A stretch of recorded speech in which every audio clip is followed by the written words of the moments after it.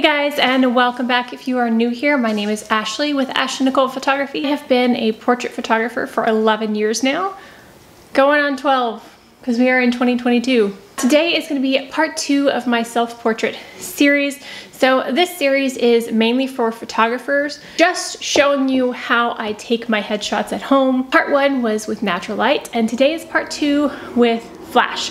So I'm going to show you 2 different ways. We have one flash on the camera and then have 2 flashes, one on camera, one off camera. Show you if I don't have access to a good natural light window with a nice blank wall, how I would do this with flash at home. So that's what we're talking about today. Talking about a few different tips. I had a couple of tips in the first one, such as wearing a hat, different angles, stuff like that. So if you haven't seen that one, go watch part 1. But today, let's go through, I got a little bit of behind the scenes footage, so it'd be so much easier if I had somebody helping to film while I was taking my pictures. It's a lot. But I got a little bit of behind the scenes, so I will show you that. But first, let's start with one flash on the camera. If you have a flash, you've probably used it, so you know how it works for the most part, I'm assuming. With the flash on the camera, you're gonna wanna bounce that flash. So you never want to point it directly at you. That is not gonna be flattering light. So depending on what your walls and ceiling look like in your home, you're gonna wanna bounce it off of a neutral surface. So whether that be off the ceiling, off a wall, turn it, tilt it, move it around to see which light is most flattering. Then add a bounce card. Again, I have a white foam board that I just stick under my face to help bounce some light back into the face. But I can't remember, it's been a while since I took these, but I think the light I liked best was the flash angled slightly. I think I had it angled 45 degrees behind. That's always a good rule, is 45 degrees. So if you have it angled towards you 45 degrees and then pull up your white card to help bounce some light, or back, or even to the side, just play around, see what works best in your particular space, because every space is going to be different. This is a random side note tip here. When I took these first pictures with the one flash, I wasn't feeling it. So my smile felt stiff. I didn't like the way my hair was or my makeup. If you're not feeling it, stop and try again another day. It is okay to do that. I actually ended up taking pictures with the flash on the camera 2 different times. The first time, wasn't feeling it. The second time, it was better. And then when I got my 2 flashes, it was the best. I personally like having an off-camera flash, have a little bit more control of that light.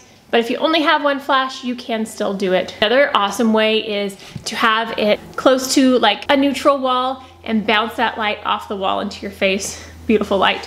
But again, get a foam board, a couple of bucks, super cheap, or use your reflector if you have a reflector. I have a reflector, but the foam board was bigger, so it was a bigger light surface.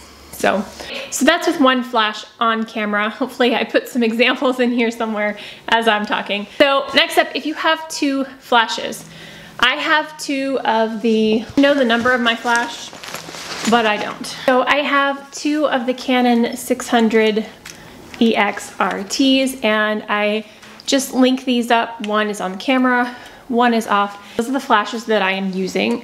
So in this setup, the one that is on the camera, I kind of point just back a little bit, so it's bouncing off of that back wall and coming back at me just for a little bit of extra fill light. And my main light would be my off-camera flash. And this one I have about 45 degrees off of me right here, and I have my scrim in front of it.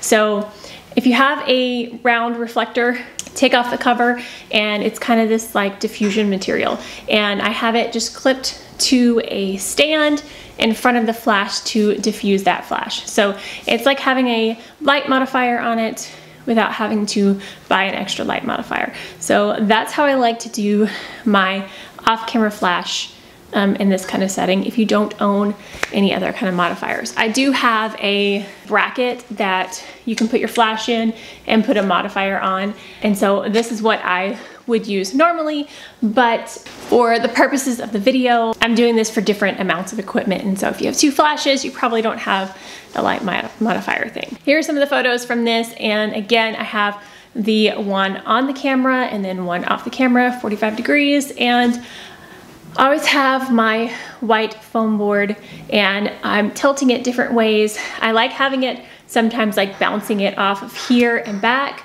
sometimes underneath. Move it around, take several shots, and again, move yourself around, work your angles, find out what looks best. This is a good one. So another thing that I love to do, I'm using these headshots mostly for social media and my website. That's the whole purpose of these videos, is helping you to take headshots for your web presence. I'm taking pictures on my blank gray wall, and one little trick that I like to do is to change the background color to match my website.